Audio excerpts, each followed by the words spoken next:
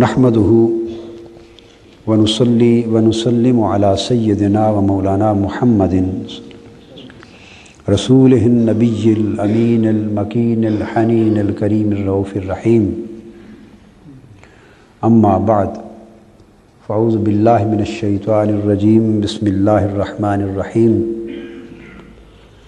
वक़ालू लन तमस्सनन नारु इल्ला अय्यामम मअदूदह कुल अत्तख़ज़्तुम इंदल्लाहि अहदा फ़लन युख़्लिफ़ल्लाहु अहदहु अम तक़ूलून अलल्लाहि मा ला तअलमून।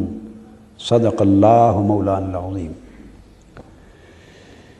ये 31वां हुक्म है पहले पारे में, जो बनी इसराइल के और यहूद के हवाले से आ रहा है।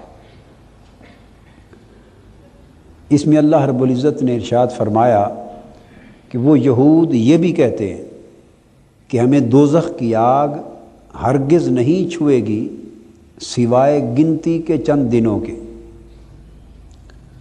ज़रा आप उनसे पूछें, क्या तुम अल्लाह से कोई ऐसा वादा ले चुके हो?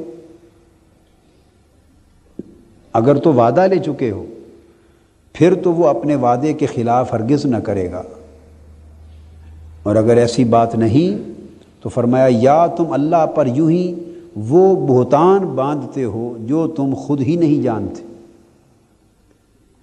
तो यहूदी नफ्सियात का ज़िक्र करते हुए और यहूद की ख़राबियों का ज़िक्र करते हुए, जो उनकी दीनी दुनियावी और अखलाकी ज़िंदगी में दर कर आई थी, अल्लाह तबारक व तआला ने एक ये बात भी बयान फरमाई है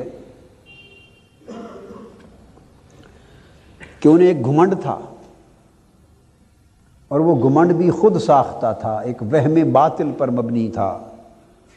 और वो ख्याल करते थे कि हमें अव्वल तो दोज़ख में डाला ही नहीं जाएगा, दोज़ख बनी ही औरों के लिए है,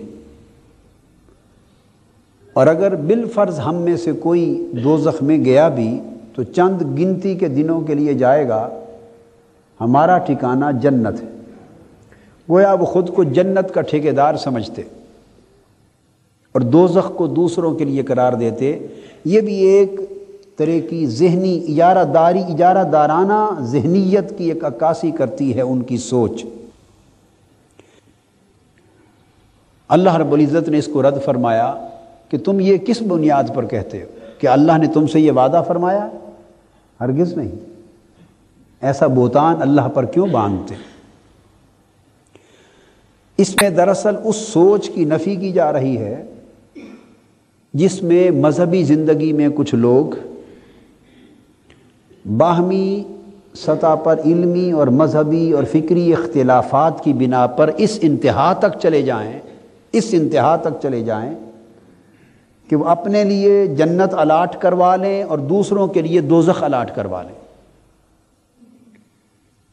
और इस बात को फैलाएं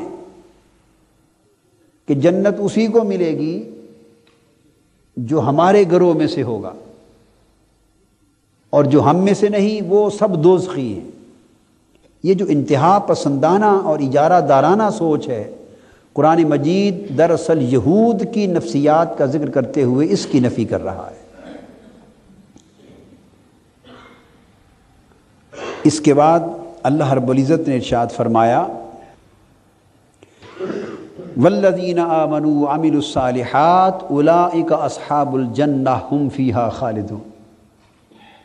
कि हकीकत यह है कि जन्नत किसी के नाम अलाट नहीं कर दी गई,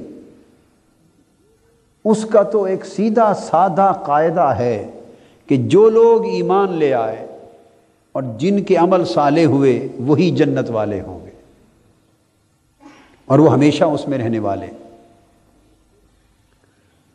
इसके बाद आगे फिर अल्लाह रब्बुल इज़्ज़त ने अपने एक अहद का ज़िक्र फरमाया जो उसने यहूद से और बनी इसराइल से लिया, और उस अहद के ज़रिए अल्लाह पाक ने कुछ अहकाम उनको अता फरमाए थे, कुछ बुनियादी तालीमात उनको दी थी, जिन तालीमात और अहकाम की फिर आगे चलकर उन्होंने नाफरमानी की और सरकशी की।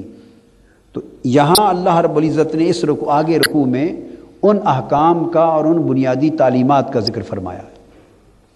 ارشاد ہوتا ہے وَإِذْ أَخَذْنَا مِيثَاقَ بَنِي إِسْرَائِيلَ لَا تَعْبُدُونَ إِلَّا اللَّهَ، اور ہم نے اولاد یعقوب سے، بنی اسرائیل سے یہ پختہ وعدہ لے لیا تھا کہ اللہ کے سوا کسی اور کی عبادت نہ کرنا، یعنی عہد الہی کی ابتدا اور اس کی اساس اور اس کی بنیاد توحید پر ہے، عقیدہ توحید پر ہے۔ وَبِالْوَالِدَيْنِ إِحْسَانًا، اور یہاں ایک بات عملی زندگی سے متعلق ہے اور خاص طور پہ نوجوانوں کے لیے اور بچوں کے لیے توجہ طلب ہے، اور طلباء کے لیے اور طالبات کے لیے۔ اللہ رب العزت نے جو عہد لیا، اس عہد کا پہلا نقطہ یا عہد کا پہلا آرٹیکل عقیدہ توحید تھا کہ میرے سوا کسی اور کی عبادت نہ کرنا، اور عقیدہ توحید کے فوری بعد عملی زندگی کا جو پہلا حکم صادر فرمایا وہ تھا کہ ماں باپ کے ساتھ اچھا سلوک کرنا، ماں باپ کے ساتھ حسن سلوک سے پیش آنا، احسان اور بھلائی سے پیش آنا۔ غور طلب ہے یہ بات کہ اللہ رب العزت